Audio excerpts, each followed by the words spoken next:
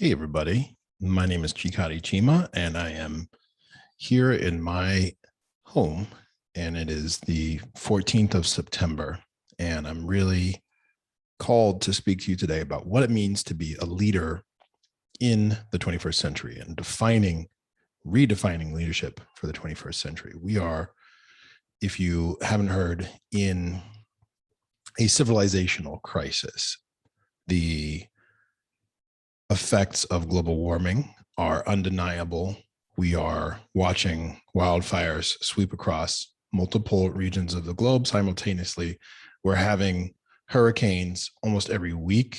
We have people dying in floods because the rain falls so much that there's more rain in a couple of hours than has been observed in 100 years. And yet that's happening multiple times a month. So if you're paying attention, we are in crisis.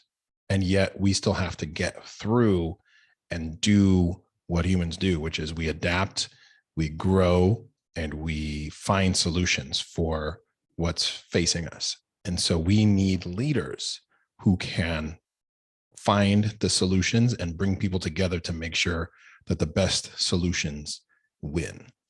And that means that we need to be thinking about what future we want to have and how we want to show up. And so the leaders that are going to get us to this place exist today. Those leaders are you and I. And there are certain qualities that got us to the place that we are that aren't going to get us to a more equitable and a more just future. And we need to talk about what those qualities are that are holding us back and the qualities that are going to propel us to a future that's livable, a future that's just, and future that you and I can live with.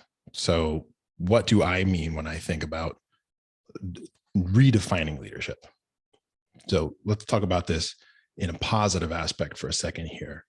We have more women than ever that are starting companies. We have more people of color than ever that are starting companies. Why is that important? Well, as a person of color, obviously that's near and dear to me because people of color have been historically excluded since the beginning of capitalism. We have been treated as property. We have been treated as less than. We've been excluded from opportunities. However, we do also live in the system and we understand both the positive and negative aspects of the system of today. So that's a very important quality of new leaders, is new leaders who don't look like the old leaders.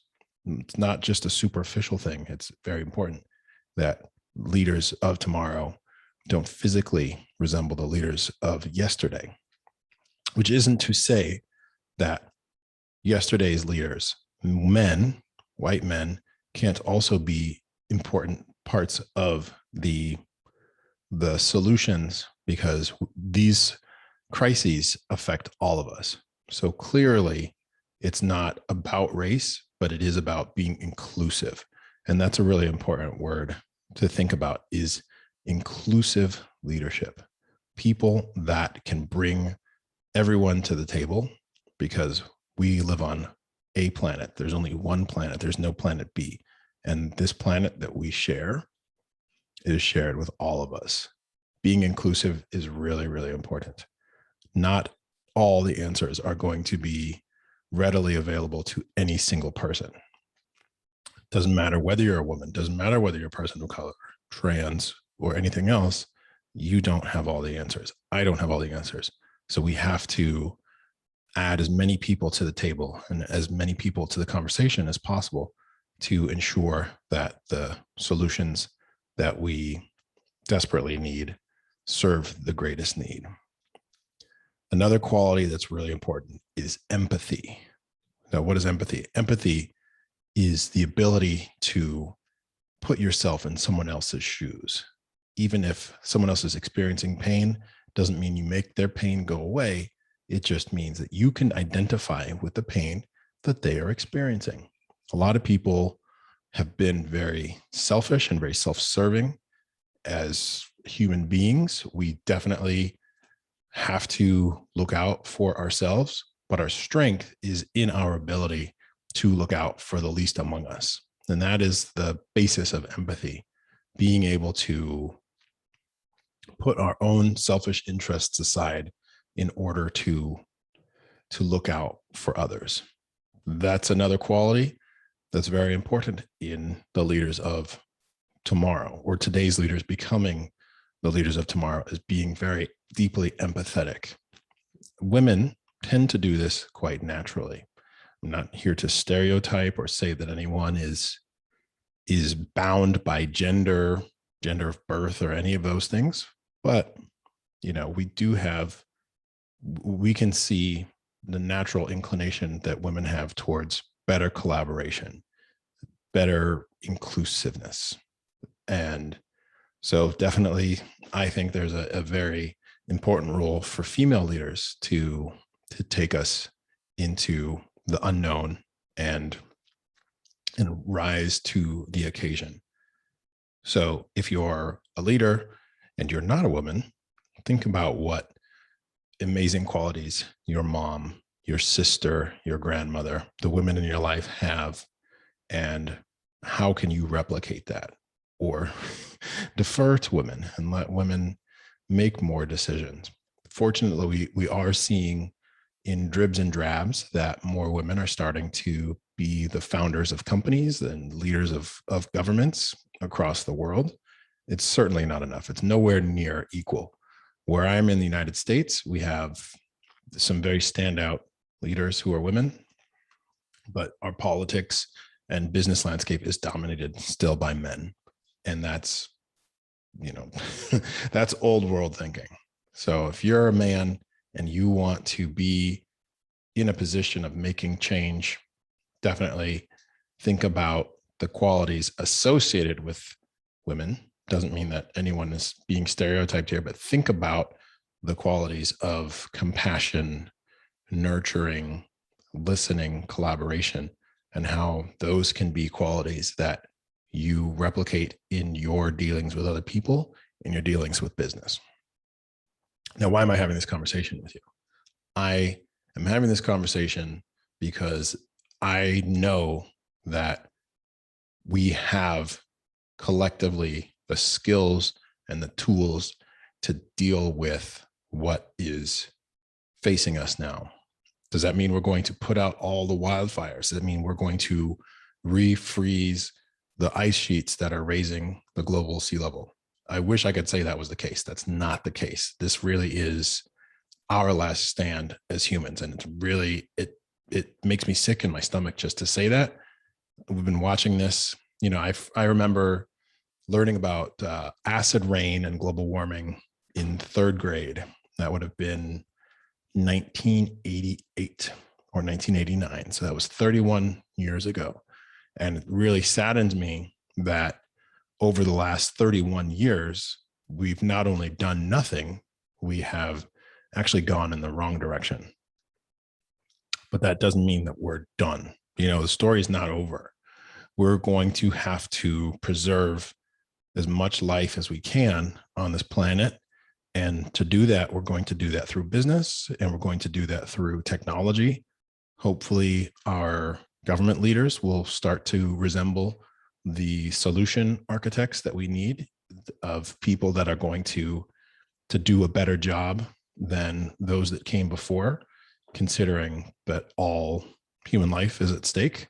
And it's really, that is as grim and real as it is, but we're really talking about all human life, animal life, plant life in the balance. So I want to make sure that the conversations I have, the conversations I'm a part of, the communities that I'm a part of, are really thinking about these things and doing what we can to preserve life, preserve the dignity of life, and a future for our kids. I have a 4-year-old, and he's the love of my life. And I just want to be able to look at him someday, or look at him today even, and say, Papa is doing his part. And for me, that means inspiring and elevating leaders and being shoulder to shoulder with the leaders of business and leaders of technology who are able to make radical change, make change at scale. And working in technology, I see that every single day because we have blockchain and cryptocurrency technologies that are radically inclusive and enable people anywhere in the world with an internet connection to have money on the internet and value and transact without any intermediary. Seeing technology to turn seawater into drinkable water, seeing from space how we can optimize crop yields and feed 8 billion people on planet Earth. So I see it every single day. Those are examples large and small. And collectively, we need to have a conversation between these different stakeholders that makes change possible, makes bigger change happen faster. And myself as a communications professional, I help those leaders summon the qualities of leadership and the stories that they are building to empower their teams and distribute the solutions that they are building to the people that need them. And really, it comes down to stories, because throughout all of human history, we have told stories, and there are stories that have survived for thousands of years, and they have tremendous power. So I really am focused on harnessing the power of stories and storytelling so that the people who are building things find the people who need those things. And they could be, it could be a web app, it could be hardware and physical technology, it could just be better mental health, so that people who are struggling because they've been stuck at home for a year and a half, going on 2 years because of the pandemic, they're better able to deal with their day. Really, technology fascinates me because it's new and it's exciting, but it also shows just how quickly change can happen. And I really am privileged that I get to work alongside technology builders and visionaries and help them make this change. My commitment to the future, why I'm recording this video, why I want to have these conversations, is that if you are a leader, if you are passionate, committed to what you're doing, and you know that it's going to help people, I want to make sure that those people know you exist and know how they can benefit from what you're doing. There are millions of people building amazing things all around the world. I've traveled to Brazil. I just came back from Mexico. My family's in Nigeria, in Poland, in Canada, and other places. And everywhere, people are building the future. And we need those people building even faster. So there's no pressure. There's no pressure on you to build faster. But the importance of what you're doing can't be understated. And the power of your story is one that people need to hear. And that is my job, and that's my calling. And over the last 10 years plus in media and journalism, I've told many stories, and I've seen amazing things come to life and transform. And one of the really impressive things that I didn't have much to do with, but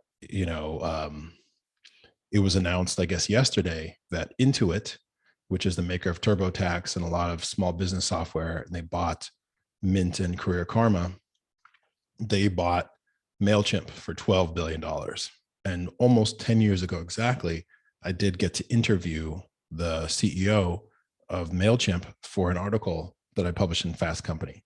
I interviewed Ben Chestnut talking about their permission to be creative that they give to their employees and how that makes them a quirky and fun brand and a cool place to work in Atlanta. So, MailChimp never took any money from investors, and their exit of $12 billion to Intuit is the largest bootstrapped exit of all time. What does that mean to you? It just means that you stay the course and you can really make change for people in their business and make people's lives better in many different ways, and you can be rewarded for that. So that's the That's the small anecdote. But, I've seen a lot, I've done a lot, and there's still a lot to do. And I'm here for you, and I'm here for our future. I'm here for my family, my children, my child, future children, if there are any. And really what it comes down to is a story. Do we have the stories that are going to make people take action, going to make people see themselves in the solutions that we need? And, it's a rhetorical question because absolutely we do. And it's a matter of making sure that the right people hear the right story at the right time. I've been doing that for 10 years. I'm going to do that until the day that I expire. And if that is a story that is meaningful to you and that is something that you are seeking, I'm here to help you. This is just the first of conversations of a conversation about redefining leadership. And I really thank you for taking the time to get this far with me. Hopefully it's more than my mom and my aunts, but I always appreciate my family checking in on me and seeing what I'm up to. Probably some friends too.